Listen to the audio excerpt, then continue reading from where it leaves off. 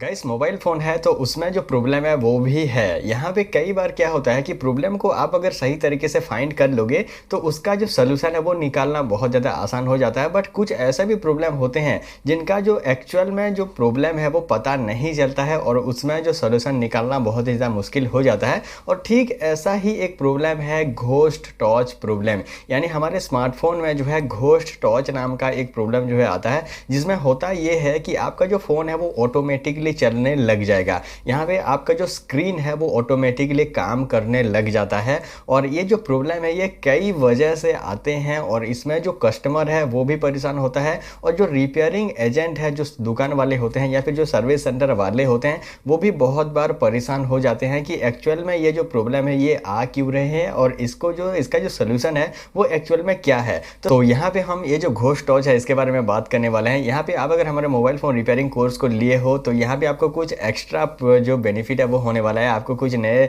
तरीके के बारे में पता चलेगा मोबाइल फ़ोन रिपेयरिंग से रिलेटेड। या फिर आप अगर एक नॉर्मल व्यूअर हो तो भी आप इस वीडियो को एंड तक देखते रहना ताकि आपको सही तरीके से घोस्ट टॉर्च से रिलेटेड जो इन्फॉर्मेशन है वो मिल सके। तो चलिए स्टार्ट करते हैं इस हेल्पफुल वीडियो को। गाइस एक्चुअल में ये जो घोस्ट टॉर्च प्रॉब्लम है ये कई वजह से आते हैं। यहाँ पे मैं एक एक करके आपको जो प्रॉब्लम है वो बताऊंगा और उसका जो सोल्यूशन है वो भी मैं यहाँ पे आप लोगों को बताऊंगा। गाइस सबसे पहला जो घोस्ट टॉर्च प्रॉब्लम आने का रीज़न है वो है सेंसर का।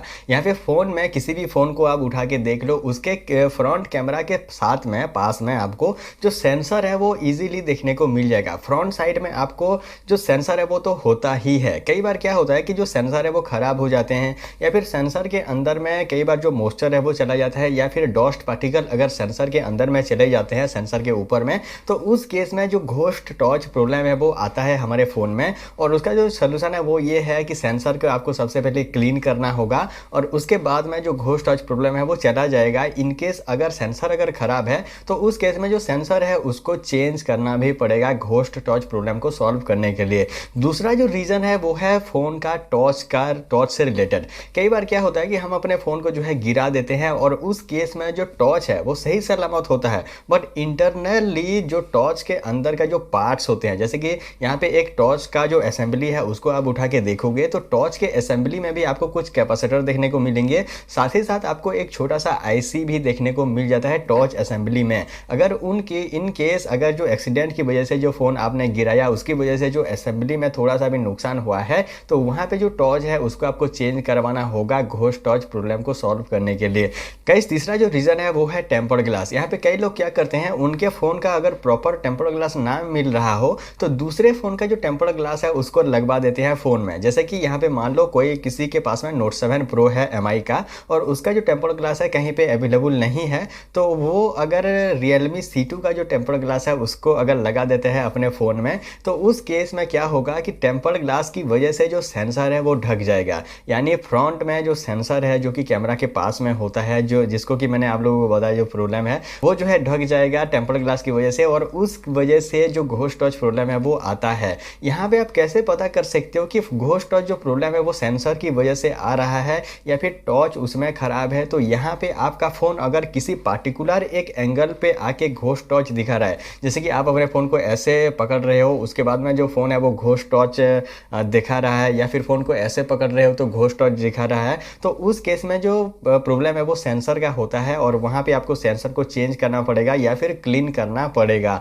गाइस नेक्स्ट जो प्रॉब्लम है जिसकी वजह से जो घोस्ट टॉर्च है वो आता है वो है ड्राइवर का प्रॉब्लम। यहाँ पे पीसी आप अगर चलाते हो, कोई भी लैपटॉप कोई भी कंप्यूटर को आप अगर चलाते हो तो वहाँ पे आपको पता होगा कि कई सारे ड्राइवर को इंस्टॉल करने के बाद में ही जो पीसी है वो प्रॉपर तरीके से वर्क करता है। और ठीक उसी तरीके से यहाँ पे हमारे फ़ोन में भी कई तरीके का ड्राइवर होते हैं जिनमें अगर खराबी आ जाए या फिर ड्राइवर जो है करप्ट हो जाए तो उस केस में जो फ़ोन का जो प्रॉपर जो फंक्शन है वो होता नहीं है। और सबसे बड़ा जो करप्ट होने वाला ड्राइवर है ना वो है घोस्ट टॉर्च ड्राइवर। यानी फ़ोन के अंदर का जो टॉर्च ड्राइवर है वो सबसे ज़्यादा जो है करप्ट होता है। और उस केस में आपको क्या करना होगा, आपके फ़ोन का जो हार्ड रीसेट है उसको आपको करना होगा या फिर हार्ड रीसेट करने के बाद में भी घोस्ट टॉर्च प्रॉब्लम आ रहे हैं तो उस केस में आप फ़ोन को जो है रिफ्लैश कर सकते हो और रिफ्लैशिंग के बाद में आपका जो ड्राइवर वो इंस्टॉल हो जाएगा। और ड्राइवर से रिलेटेड घोस्ट टॉर्च प्रॉब्लम आ रहे हैं तो वहाँ पे आपका जो सोल्यूशन है वो मिल जाएगा।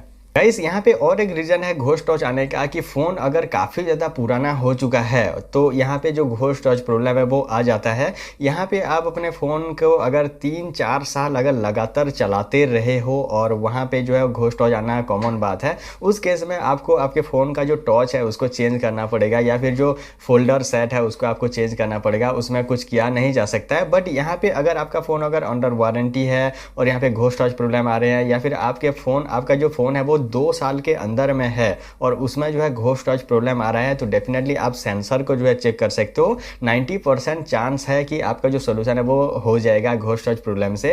गाइस ये जो प्रॉब्लम है ये काफ़ी सारे लोग जो है इस प्रॉब्लम को समझ नहीं पाते हैं और कुछ और चेंज करने की बजाय कुछ और चेंज कर देते हैं। यहाँ पे सेंसर में खराबी होगा और आप कितनी भी बार अपने फ़ोन का जो डिस्प्ले टच प्लेट है उसको चेंज कर दो, आपका जो घोस्ट टच प्रॉब्लम है वो कभी भी सॉल्व नहीं होने वाला है। तो गाइस उम्मीद है आपको ये जो वीडियो है इसमें कुछ नया सीखने को मिला होगा, कुछ नया इन्फॉर्मेशन मिला होगा। फिर भी कोई भी सवाल या फिर सुझाव है इस टॉपिक से रिलेटेड या फिर कुछ और टॉपिक से रिलेटेड तो मेक श्योर मुझे इस वीडियो के कमेंट में या फिर इंस्टाग्राम में पूछ सकते हो और वीडियो को लाइक कर सकते हो, चैनल को सब्सक्राइब कर सकते हो हमें सपोर्ट करने के लिए। आज के लिए बस इतना ही guys, thank for watching, thank you.